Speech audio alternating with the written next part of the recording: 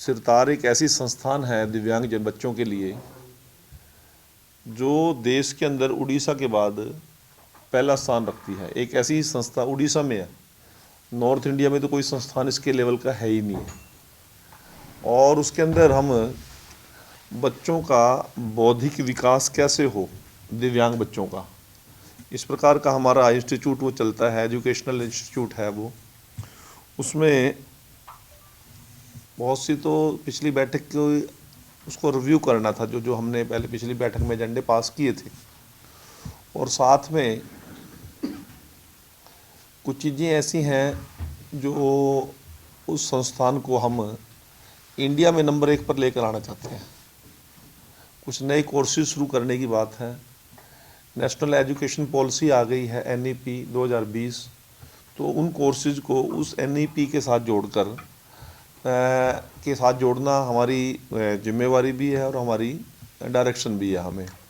तो उसके लिए कुछ अलग बिल्डिंग्स, अलग क्लासरूम्स और हॉस्टल्स और उस प्रकार की लाइब्रेरी, उस प्रकार का वहाँ इंफ्रास्ट्रक्चर खड़ा करने के लिए भी आज गवर्निंग बॉडी ने अपनी अप्रूवल दे दी है। इसी प्रकार से पिछले लंबे समय से बहुत से ऐसे कर्मचारी जो वहाँ पर टेम्परेरी तौर पर काम करते थे, क्योंकि ये एक प्राइवेट संस्थान NGO संस्थान है, तो उसमें उनको हरियाणा कौशल रोजगार निगम के तहत लेने के लिए भी एक एजेंडा था। तो लगभग 20 से 22 लोग ऐसे हैं जो लंबे समय से वहाँ पर सेवाएं दे रहे थे, कोई 10 साल से, कोई 12 साल से, कोई 15 साल से। उन लोगों को हमने गवर्निंग बॉडी में अप्रूवल कराया है कि उनको हम हरियाणा कौशल रोजगार निगम के तहत उनको रोजगार की गारंटी वाले सिस्टम में लेकर आने की हमने आज की मीटिंग में तय किया। और इसी प्रकार से वहाँ पर जो दिव्यांग बच्चे हैं उनका बौद्धिक विकास किस प्रकार से हो, उसके लिए हमने हमारा PGI रोहतक का जो मनोवैज्ञानिक या मनोचिकित्सक डिपार्टमेंट है, वहाँ के हेड ऑफ द डिपार्टमेंट से भी तालमेल किया है, और उनके साथ उनके जो अंडर ट्रेनिंग बच्चे होते हैं वो भी उन बच्चों के साथ आएँ, उनके डॉक्टर्स भी आएँ, उनको जितना कोई थेरेपी है, कोई लैंग्वेज की सिखाने की बात है, वो एक प्रकार का कोर्स अलग से चलता है। उसमें हमारी B.Ed भी होती है, D.Ed भी होती है, M.Ed भी होती है, उस प्रकार का उनको करने की बात है। और दिव्यांग बच्चे जो वहाँ से ट्रेंड हो जाए उनको किस प्रकार से रोज़गार में लेकर आना है, और स्पेशल बच्चों को किस प्रकार से खेलों की ओर लेके जाना है, इस प्रकार की सारी चर्चाएं आज की हमने सिरतार की आज की बैठक में मेरे डिपार्टमेंट के सभी अधिकारियों ने की है। सर मुख्य मकसद सर जिस तरह से आप कह रहे हैं कि आप पूरे प्रदेश में सर ये संस्था काम करती है? ये एक हमारे पास सीट रिजर्व हमने की हुई है बच्चे के एडमिशन के लिए, तो हम वो पूरे प्रदेश के बच्चे कोई भी जाके वहाँ पे उस बच्चे की एक हाँ नहीं 40 सीटें हैं हमारे, हाँ नहीं वो डिसेबिलिटी का तो कोई पैमाना नहीं है, परंतु उसमें ये है कि काउंसलिंग होती है, क्या उस काउंसलिंग में बच्चा सीखने की पोजीशन में आएगा कि नहीं हमारी मेहनत के बाद भी, तो हम उसको एडमिशन लेके उसको उस तरह की थेरेपी दे के उस प्रकार का उसका साइकेट्रिक ट्रीटमेंट करके उसको इस प्रकार की एक्टिविटी करके उसको सामान्य जीवन की ओर लेकर जाने का एक प्रयास रहता है। परंतु कुछ काउंसलिंग के अंदर ऐसे बच्चे भी होते हैं जो कभी भी कुछ सीख ही नहीं पाएंगे या उस पोजीशन में ही नहीं है, वो इंडिपेंडेंट कुछ वो करने की स्थिति में ही नहीं है, कि मान लो 100% दिव्यांग है, वो तो बेड पे लेटा हुआ बेचारा, वो वहाँ नहीं पढ़ नहीं पाएगा, कुछ सीख नहीं पाएगा। तो इस प्रकार के जो बच्चे काउंसलिंग में इस लेवल पर हैं कि उनमें कुछ सीखने के पॉइंट आ सकते हैं, उस प्रकार का उनको एडमिशन हम देते हैं। उनके ऊपर और सीटें बढ़ाने के लिए भी मैंने कहा है कि और सीटें इंफ्रास्ट्रक्चर बढ़ा करके उनको और सीटें भी बढ़ाई जाएं और बच्चों को भी वहाँ पर एडमिशन दिया जा सके। और हमारा वो डे बोर्डिंग भी है और हॉस्टल भी है वहाँ पर। इस प्रकार के स्कूल, इस प्रकार की संस्थाएं और पूरे प्रदेश में कहीं कहाँ है और कहाँ नहीं, प्राइवेट तो संस्थाएं बहुत काम कर रही हैं। इसी प्रकार से हमारे 5-6 स्कूल हैं पूरे हरियाणा के अंदर।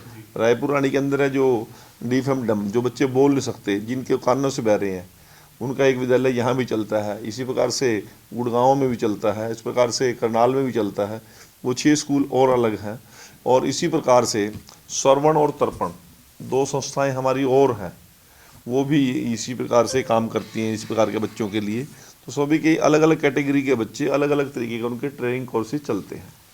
सर एक लाडू लक्ष्मी योजना को लेकर सर नई बात आ रही है कि इकट्ठी राशि नहीं दी जाएगी, कुछ जमा होगा उनके अकाउंट में सर। नहीं, अभी वो कुछ अभी शाम को 5 बजे एक रिव्यू मीटिंग मुख्यमंत्री जी ले रहे हैं और मैं भी उस मीटिंग में जाऊंगा। अभी सारा फाइनल उसमें करके क्या डिसाइड कर रहे हैं, क्योंकि कई तरह के सुझाव मैंने कहा था पहले भी आ रहे थे, तो उनमें से जो फाइनलाइज करना है आज फाइनल हो जाएगा तो आज आपको बताएंगे, नहीं फाइनल होगा तो मुख्यमंत्री जी 1-2 दिन में आपको शेयर करेंगे।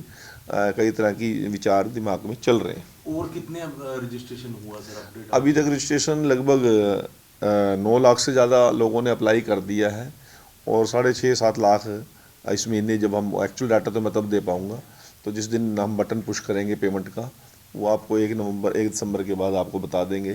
परंतु रजिस्ट्रेशन अब बड़े हैं, 9 लाख प्लस से ज़्यादा चले गए। यानी जो चेंज करनी थे सर वो आज शाम को तय होगा? रिव्यू मीटिंग है, फाइनल आज होगा, ये 2 दिन के बाद होगा या 10 दिन के बाद होगा वो अलग है, परंतु रिव्यू मीटिंग आज रखी है। विचार चल रहा है सर, विचार चल रहा है। सर पंजाब के मंत्री विधायक ने कहा है कि अमन अरोड़ा है जो प्रधानमंत्री को हमने इसमें बुलाया था पंजाब में, बुलाया गया था, और लेकिन कहीं ना कहीं वो इस शिक्षित तरीके का से पान कर रहे हैं। आम आदमी पार्टी के नेताओं की तरफ से कहा जा रहा है कि पीएम ने अपमान किया, वहाँ ना आकर 10 से 12 मिनट का प्लेन का रास्ता था, बड़ी आसानी से जा सकते थे, लेकिन वो देखिए, ये यदि अमन अरोड़ा जो उनका प्रदेश का अध्यक्ष भी आम आदमी पार्टी का और शायद उनका कैबिनेट मंत्री भी है, उस प्रकार का बयान दुखदाई है और राजनीतिक माइलेज लेने के लिए बयान दे रहे हैं।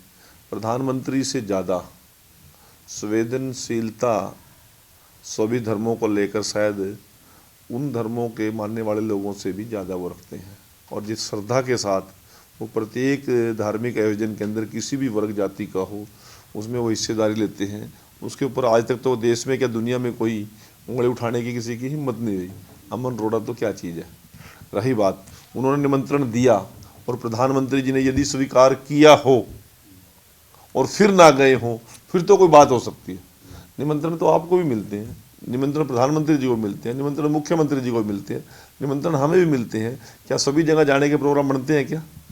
यदि इस प्रकार की बात क्या है कि अब इतना बड़ा आयोजन कुरुक्षेत्र में किया और कुरुक्षेत्र में भी 6 बज गए थे, 6:30 बज गए थे, वहाँ से अम्बाला भी बाय रोड ही आए हैं प्रधानमंत्री जी, अयोध्या से आए थे, उसमें भी 4:30 बजे उन्होंने 4:10 पे कुछ पे लैंड किया और 1-1.25 घंटे कार्यक्रम ये भी था और अनुभव केंद्र का उद्घाटन भी था उसके अंदर। उसके बाद हमारे ब्रह्म सरोवर पर महाआरती के अंदर भी उन्होंने पार्टिसिपेट किया।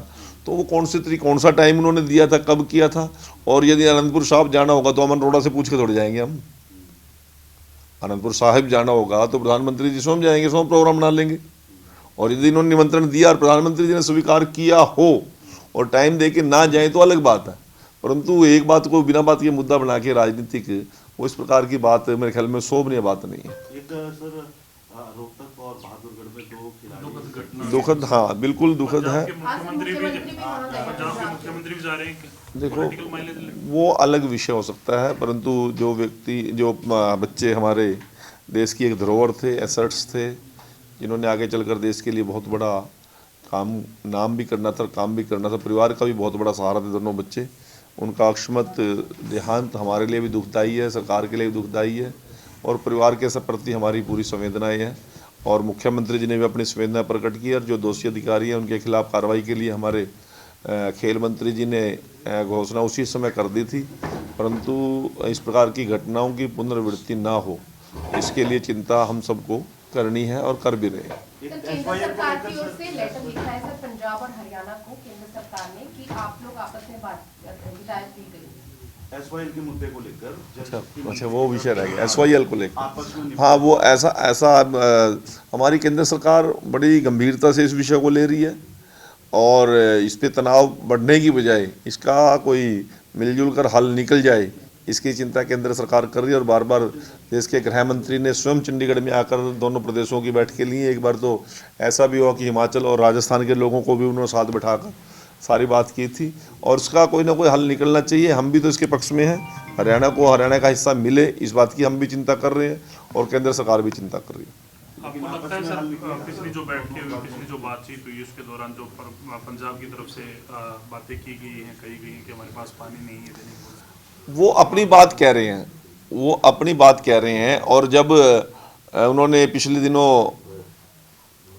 इसमें गर्मी के सीजन में पानी रोका था और पानी रोकने के बाद हरियाणा को ऊपर इन्होंने जिस प्रकार का इन्होंने चार्जेस लगाए, रुकावट की, हरियाणा के लोगों को दिक्कत भी हुई, परंतु उसके बाद जब फ्लड आया तो फिर वहीं के लोगों ने, वहीं के जनप्रतिनिधियों ने सरकार के निर्णय को ही गलत ठहराया था।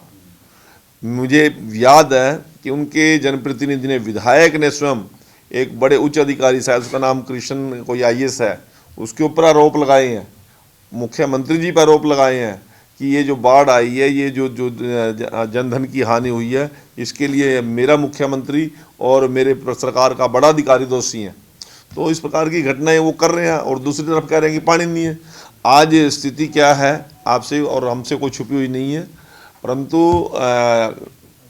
मानवता के नाते जो जिसका हक बनता है, अब मैं तो दूसरे शब्दों में कहूँ तो तेरे पास पानी नहीं है, जिस समय बंटवारा देश की सरकारों ने किया था, जिसका जितना हिस्सा बनता था, उसके देने के बाद यदि आपके पास पानी की कमी रहे तो फिर तो हम जिम्मेवार हो सकते हैं। यदि आप किसी को हिस्सा दे भी नहीं रहे और फिर भी आप कह रहे हैं कि मेरे पास पानी नहीं, ये हमारी जिम्मेवारी, सिरदर्दी थोड़ी है। आपकी जरूरतों को आपने बढ़ाना या घटाना आपने है। जिसका जो हिस्सा बनता है वो हिस्सा देने के बाद आपको अपना देखना चाहिए ना। हमारी जिम्मेवारी, हमारे को जो हिस्सा केंद्र सरकार ने और जो उसमें बैठकर जो फैसला हुआ था उसके अनुसार जो हमें हिस्सा मिलना चाहिए था, वो हमारा अधिकार है, वो हम लेके रहेंगे, किसी की मदद पीछे नहीं हटेंगे। सर एक मामला वैसे तो कांग्रेस से जुड़ा हुआ है सर, लेकिन इनके इतने प्रोग्राम हो रहे हैं, किसी में कुमारी शैलजा की फोटो नहीं लगाई जाती, किसी में भूपेंद्र सिंह हुड्डा की फोटो नहीं लगाई में भी हो रही है। और बाद में एक दूसरे पर इस तरह की टीका टिप्पणियां भी चल रही है। प्रोग्राम कौन से हो रहे हैं? वो तो लठ बजाने वाले काम चल रहे हैं उनके। प्रोग्राम नहीं करती कांग्रेस। कांग्रेस को तो कार्यक्रम करने की आदत ही नहीं है। उनको तो टांग खिंचाई करना, एक दूसरे के ऊपर कीचड़ उछालना, अभी तो मुंह से बोल रहे हैं, अभी तो लात पैर भी चलेंगे इनके, फिर बाद में लठ भी चलेंगे। और इस प्रकार का वातावरण आज का नहीं है, कांग्रेस का सदा से रहा है। और हिसार के अंदर जो घटना घटी, रामनिवास घोडेला ने जिस प्रकार के आरोप लगाए, संपत सिंह जो आरोप लगाकर पार्टी छोड़कर गए, और इसी प्रकार से बहुत से अन्य लोग अंदर बोल रहे हैं, वो सामने आकर नहीं बोल रहे, सभी इसमें व्यथित हैं, दुखी हैं, परेशान हैं, पीड़ित हैं। और कांग्रेस की जो दुर्गति आज राहुल गांधी जी के नेतृत्व में हुई है और हरियाणा में भूपेंद्र सिंह हुड्डा जी के नेतृत्व में हुई है, ऐसी दुर्गति आज तक कांग्रेस की कभी हुई भी नहीं है। सर क्षेत्र में प्रोग्राम किया गया, उस प्रोग्राम करने से पहले सर्वदलीय बैठक बुलाई गई थी गुरु तेग बहादुर जी के शहीदी दिवस को मनाने को लेकर। कांग्रेस का अब ये आरोप है कि सर्वदलीय बैठक बुलाई जाती है, प्रदेश का कार्यक्रम था, सरकारी कार्यक्रम था, धार्मिक कार्यक्रम था, उसके बाद भी विपक्ष के कोई किसी भी नेता को सरकार की तरफ से इनवाइट नहीं दिया गया। ये विषय मेरे संज्ञान में तो अभी आया नहीं, परंतु ऐसी लापरवाही हरियाणा सरकार नहीं करेगी। सर्वदलीय बैठक यहीं पर बुलाई थी मुख्यमंत्री जी ने, रात्रि भोज भी किया था, सभी को निवेदन भी किया था। अब कितने कार्यक्रमों में कांग्रेस के लोगों ने पार्टिसिपेट किया, कितनी यात्राओं में पार्टिसिपेट किए, इतनी यात्राएं निकल रही हैं पूरे प्रदेश के अंदर शहीदी उसकी, तो तब तो वहाँ कहीं नजर नहीं आई कांग्रेसी। अब वहाँ का उदाहरण दे रहे हैं कि वहाँ पर निमंत्रण दिया होगा तो फिर भी कौन से इन्होंने आना था। कांग्रेस की हमेशा से मुंह से कहने की बातें कुछ और होती हैं, दिल की बातें कुछ और होती हैं। ठीक है sir, thank you so much.